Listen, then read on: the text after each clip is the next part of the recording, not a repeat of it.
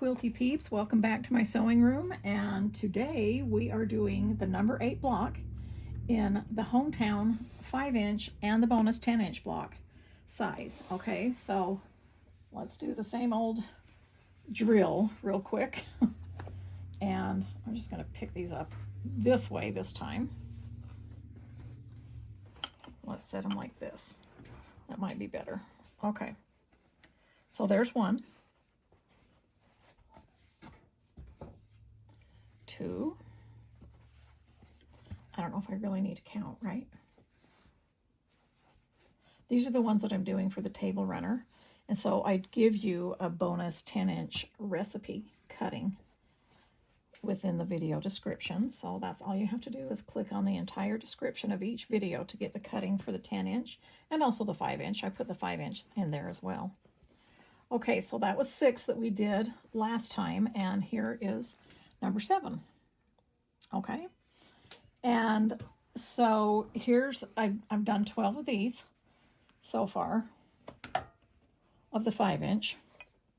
So let's put this first one over here so we can use it as an example, and then I'm just going to flip these this way, like I always say, like a deck of cards, right? So you can see all the different combinations. This particular block takes 1, 2, 3, 4 different prints plus the background. And so it really gives you an opportunity to play with those scraps and just get all different color combinations. Like, see how this one is all kind of medium toned colors, and this one has a lot more contrast because of the dark is here and the dark is here, and then light and light. And so it's just kind of fun. Each block looks a little bit different because of that. I can be really light. You can just stick with kind of the same colors, 2-toned instead of 4 completely different colors. Okay, so that's what those look like. And then the cutting for each one, here we'll talk about the trim it rulers in a second, so let me put them there so I don't forget. So the cutting in each one, you need 8 for these little tulip points, so you need 8 of those. Then you need 4 of these. These are 1.5-inch squares, sorry. And then you need 1 1.5-inch square for the center. And then you need 4 of the 1.5 by 2.5 rectangles for that cross in the center. Okay, and so we're going to be using the 5.5-inch trim it rulers. And so you can put that on there and square things up and make sure things look good. See how nice that looks. See if we have any that we need to trim off. I think that looks pretty good. And then we're also going to be using the 2.5 for these sections right here. And I'll show you that in a minute because I jumped ahead just a little bit. And so for the backgrounds, we're going to need 12 of 1.5-inch squares for the backgrounds. So I'm just going to put those there, but see how I kind of jumped ahead. So I already have my squares pulled that I needed. So I wanted to jump ahead since all of these 4 segments are sewn exactly the same way. I left one unsewn, so I can show you that. But this is how we sew them into a 4 patch, like this. Okay. And then that's when we use this 2.5-inch to square it up. See how those lines go, and see if you needed to trim anything off of there. At that point you would, so that it all goes in together. And so what I'm going to do is I'm just going to quickly sew these into a 4 patch. I'm going to be using Miss Doris again today, and I showed you how to put this guide on last time. And I got, I get questions asking, do you use a scant 1/4 inch or do you use an exact 1/4 inch? I try to do a 1/4 inch as close as I can, but you could easily do a scant 1/4 inch if you wanted to, if that's what's easiest for you. And it's just like how you put it on the machine with Wise and seeing how you want to follow that. If you wanted to do it scant, then I would just make sure nothing covered or went into that blue line right there. And, you know, that's the best way that I can explain that you would do that. Okay, so normally you would be doing this 4 times because you would be doing all 4 segments. But, you know I'm being repetitive in these blocks because they're all sewn the same way. You know, I press the seams open and things like that.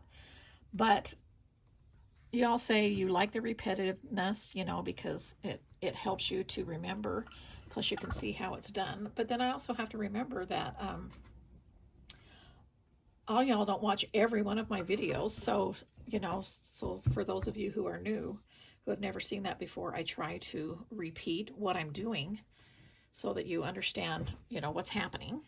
Okay, so then I've got these, and when I want to make sure that I flip them over, it doesn't matter if it goes this way, upside down, or anything, as long as these 2 matching fabrics are on opposite corners, okay? And so then I'm just going to line those up in the center right there.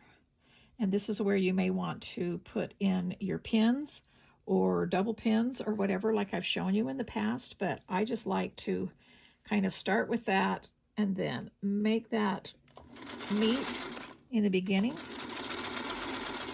go to that point, and then make sure everything's lined up there and just run it through. Okay. Today I'm just using a scrap of fabric real quick. I just ended up using that instead of my bonus sewing when I was doing these segments, so I guess I'll stick with that. Okay, and then I just open it up, make sure that that inside matches up, and then I press, you know what, I forgot to use my seam roller to make sure that's really pressed down in that intersection. Then I press down, and I put a clapper on. That's nice and cool. It's not warm from a previous use, so that it can absorb all of that heat as quickly as possible. And again, sometimes I'll just go ahead and turn the clapper over onto the other side so that it can start to absorb that heat again on the other side. Okay, so now I have this section right here. Okay, you could go ahead and sew that together, and that would be a whole other block, right? But I like to add my easy corner triangles now instead of doing little half square triangles, just like I talked about last week in the video for number 7. And so let me grab two 1.5 inch of the background squares, and I'm simply just going to put right sides together, line that up, and I'm going to follow this center line right here, not the 1/4 inch line, the center line, and start on the very corner and then continue on. And if I was clotheslining or chain piecing, I would be putting the other piece through, but I just want to show you how to do this segment first. And then you just make sure that you're doing it, you know, you're turning it opposite and you're just sewing this way. Whoops. A little catch in that one. Okay.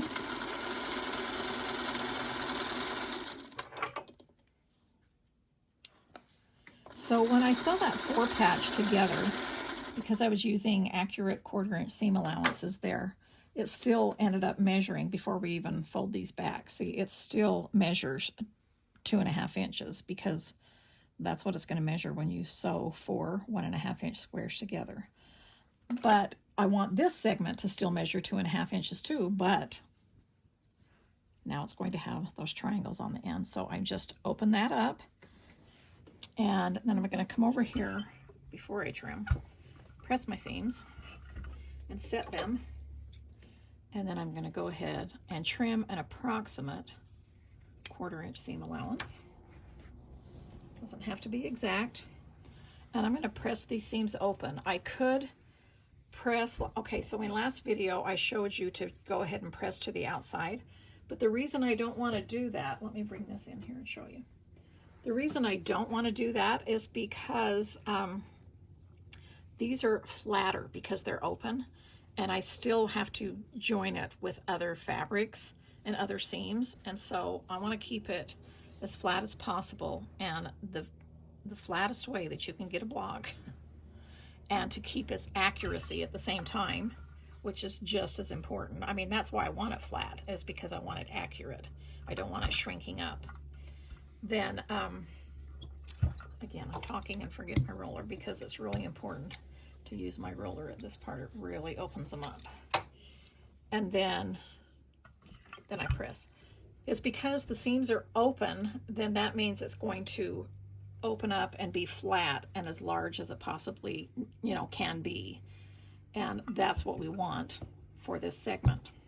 Okay, so while that's cooling down, I'm going to go ahead and sew these sections together so that I can form 3 rows to sew them together while that one's cooling. And I'm just going to start by lining up. Okay, here's a good, I'm wondering why this is not lining up exactly, meaning almost. See how that sticks up just a little bit? So what I'm going to do, I know that this is cut 1.5 by 2.5, right? I mean, I hope so. It is. It's 2.5, so I know that's correct.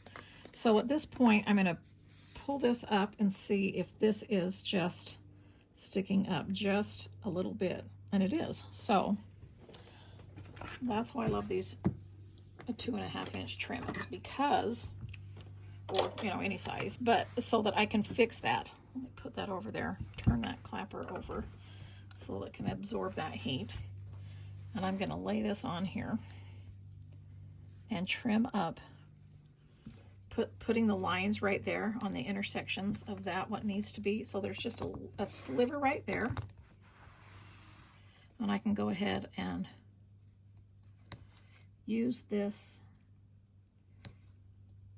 mat right here. I like to do this here and keep it here because it's small, and so I can just turn it. Yeah, it's this one right here that was sticking out quite a bit for some reason. Can you see that little, see how much of that one I trimmed off? And then I'm going to go ahead and do the last one to see if there is anything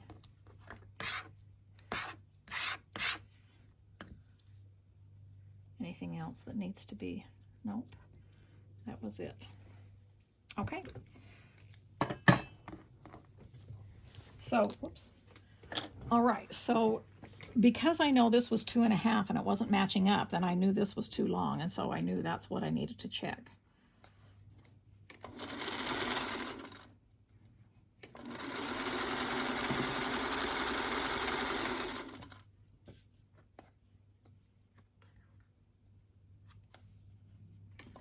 And I find that some days, I mean, don't you guys find this? Some days I can sew so accurately, and other days it's just like, it's one thing after another, you know what I mean? And that's just normal. That is just normal quilting time, or piecing time. I can see that one was just a touch longer, but I can fix that. That was on the outside, and I can easily fix that when I go to square up the block at the end. That won't be a problem. Okay, so this one I can put back over here where it needs to go, like that, because it's cooled. Okay, I got Cassidy going back and forth on the camera. Hope she's not making you seasick. Okay, so I open these seams first without getting any pleats in there. I like to just use my finger to feel that. I mean, I know I use my little, you know, my fingernail to open them up, but I use my finger so that I can feel if that's open up all the way. And then I just roll there so that I can go ahead. I'm going to line those up so I can fit one clapper under there. And it wouldn't hurt to press these again, you know, why not? Like you could stack 2 clappers easily side by side and make them flatter. And so we're just going to let that cool down for a minute, and to take this stack off right here. And I can't remember if I flipped this over or not and showed you the back of that, but this one is pressed the exact same way. And I just really like how flat those seams are. And I haven't applied any steam or anything after. You know, if you like to do that, you know, go ahead and, you know, you do you. But I have found that when I cut my fabric is when I use my half starch, half water concoction in my spray bottle, because I use vintage irons, so it doesn't have any steam, because I do not want to steam my blocks and add moisture to my blocks after it's cut. I always do that before my pieces are cut, because you know that this fabric is 100% cotton, and whenever you apply moisture and then heat to 100% cotton, it's going to shrink every time. And it might not shrink all 4 sides, but it might shrink 2 ways. And you know, I've just learned that I like to do the moisture part, the steam, the whatever you want to do before I cut. And then after I've cut it, I don't apply any moisture, any steam, or anything like that, so that it does not shrink. Okay. So, and again, I'm just telling, you know, there's so many ways to make a quilt, and I'm just telling you the things that I've learned and the ways that I do things that have worked best for me. That doesn't mean they're going to work best for you. And like I just said, you do you, and that's great. There's nothing wrong with that. We all have to be happy with our methods and our creativity, and that's really the most important. But I'm just, you know, I'm just here to show you what works for me and show you these fun 5-inch blocks and show you what I'm going to do when I put the quilt together, which I will talk about a little bit later, probably in my next video. I'm still making 16 each of these 10 blocks, but I thought I was going to need 16 blocks, 16 different blocks, but I think I'm only going to need 14 different blocks. So I'll just be adding 4 more blocks to this, designing 4 more different 5-inch and 10-inch blocks for these series, because I decided to put the quilt together a little bit differently. So I'll talk about that in my next video. But just so you know, you still need 16 of each of these blocks. And I've done, you know, this is number 8 so far. So all right, so I'm going to set these seams before I open them up.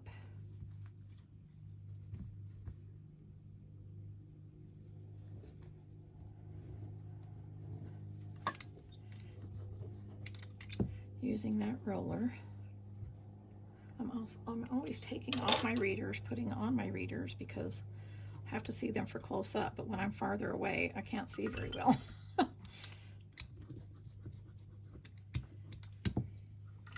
That really didn't make sense, but when I'm sewing at my sewing machine, I like to keep my readers on so I can see my seams, but I'm far away from my my ironing, and when I'm this far away with those readers on, everything is just fuzzy for me.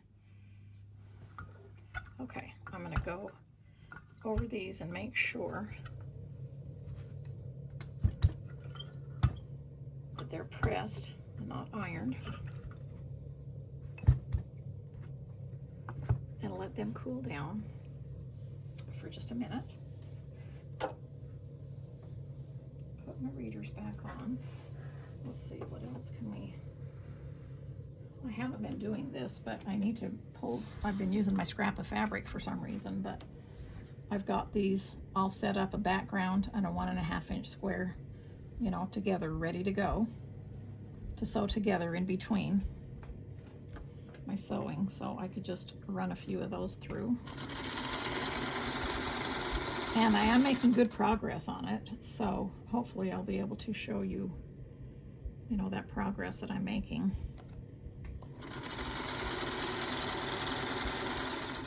Pretty quick after this series is, you know, this block series is coming coming to an end. We're doing very well with our houses in the hometown so long.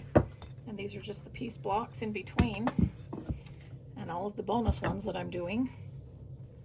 Okay. Okay, so now we're going to bring these over here. And I'm only going to worry about, meaning, okay, so this is the one where I said this was a little bit longer than this one, but I could put this up here and say, you know, well, that's 2.5, so I know that's longer, so I could trim it at this point, but it's on the outside of the block, so that's not going to make any difference about when I sew these seams together here in the middle. All right, so I'll just do that at the very end. We'll look at this and trim it up as we need to.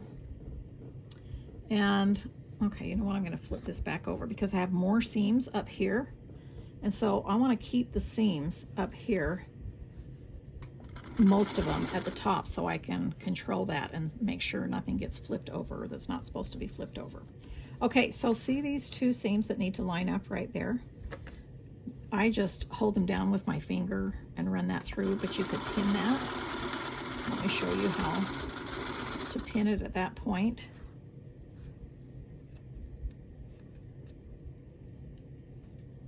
You would just stick this double pin right here. That's another reason that's nice to press your seams open, is it makes it easy to stick these pins in, or to pin, you know, stick the double pins or whatever when you need to, because your seam allowance isn't just going one way. You can see both ways how it needs to go. Okay, there's that little extra long seam sticking out that I will trim off. Instead of using a scrap, I'm gonna sew my little 1.5 inch squares together.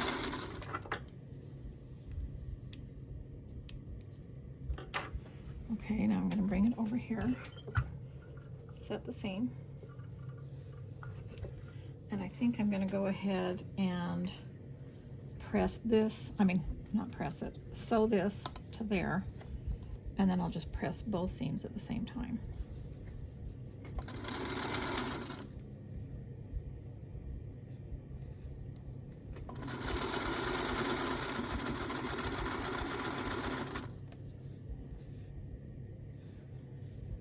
So I just like showing you these little tips and tricks that I have learned over the years as I've sewn. Well, I've quilted my whole life, and I've learned, you know, what's a favorite of mine and what isn't, and how I like to do things. But again, I never want to make you feel like that my way is the only way, and I just want to point that out and make sure that I am not telling you, or that you're not hearing, that there is only one way to do things and, you know, only one correct way, because that's just not true. Okay, so I set that. I'm looking in the middle to see if that lines up good enough, and I'd say yes, that's good enough. Or like my grandma used to say, it's good enough for who it's for, meaning if it's for me, and so if I'm satisfied with it, then it definitely is good enough for who it's for. So I'm just going to open that. Sometimes I use the side of the roller to kind of get in there and help open that up all the way before I roll that flat.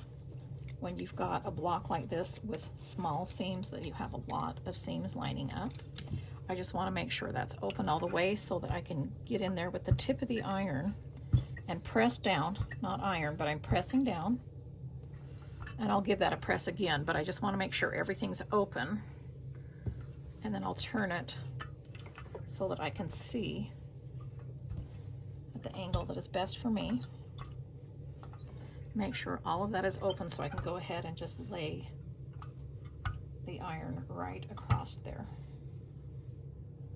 And hopefully I have all of them open and none of it's folding up. And then put a good amount of heat on there.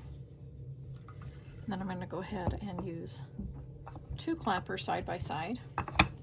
And then, because especially I have all of those seams, I want I want more weight on there. Okay, and so I just feel like that's pushing down on there. And I kind of mentioned this. I want to talk about my ironing surface. I mentioned this a little bit in one of my videos, and someone asked me about it, what I meant by not a cushy ironing board. I feel like that if my ironing board has batting that's kind of thick in it or cushier when you iron like this, that you definitely see it push down in the middle. I feel that when you're pressing your blocks, that's going to press a curve into them and distort them. And so yes, I do have batting in here, but I have a thin piece of batting. First, I show you this in my tutorial here on my channel, how I cover these ironing boards, but it has that silver fabric that you can buy by the yard that is for ironing, that looks like the top of an ironing board. And then I have a thin piece of batting, and then this is my home deck weight fabric that I put on top. But since I started making these ironing boards and did the video, I have actually that a product that is the batting with the silver fabric on top of it already. So now I just use that. I just cut that one piece, lay it down here, and then I just staple it over the top. And the reason I like that is this is on plywood, and this is very hard, nice wood that's flat. And so it's still a protecting that wood and a surface, but it helps me to press my blocks flat. And I hope that makes sense. You know, we all think, yes, we want to cut accurately and we want to piece accurately, but ironing is the third step. It's just as important in keeping your blocks accurate, and how you iron or press, I should say press, your blocks is just as important as, you know, cutting accurately, sewing accurately, and then pressing accurately. Okay, so let's see what that block looks like. And I'm going to bring this over here because I know I have a couple of little things on the outside. And we just want to, our goal with this is just to make it as close to 5.5 as we can, right? And see what needs to line up. So you can see right here, first I'm just going to look at this section past this line. I know that these are lined up and that's lined up, so I'm going to see anything past that. There's just a little bit right there. So I'm just going to go ahead and trim that up. And then I'm going to turn my little mat and do the same thing with that line right there. See, I'm just going to line it up with that, and anything past that, there's a little bit right there.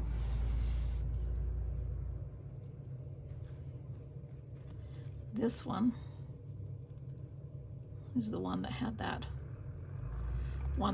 quite a bit sticking off right there.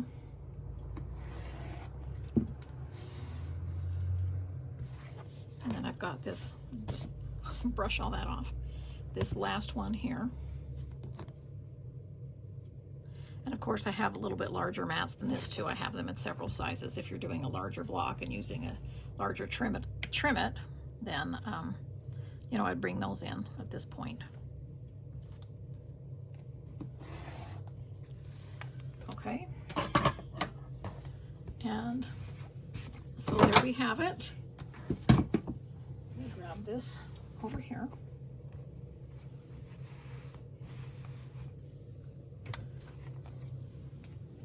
And I love how that turned out. I love how this one is just a little bit lighter fabric, or you know, basically has a lot of background in it, and so it kind of recedes, and these 5 pieces kind of come towards the front, and this one is a little bit darker. You know, so you can kind of see that cross first, and that one recedes. And I just really like how they look together in the quilt. So, or the runner. Again, these are going to be a runner, and these are going to be a quilt. After I put the blocks in my Hometown Sew Along quilt, then I'm going to be making 220 blocks of the 5-inch size. That's what I'm going to need. 220 blocks. And so that means if I have 14 blocks, and I have designed 10 so far, and when I design 4 more, then I'll do 16 of those. And I think, if I remember right, I was just doing the quilty math this morning, so think that equals 16 times 14 is 224. So we'll have 4 extra blocks. And, you know, we can always do something with a few extra blocks. But anyway, so I'm making 16 of each of these 10 blocks that I'm showing you first, and then I'll be designing 4 more. Okay, so I hope you enjoyed that tutorial for the hometown block number 8.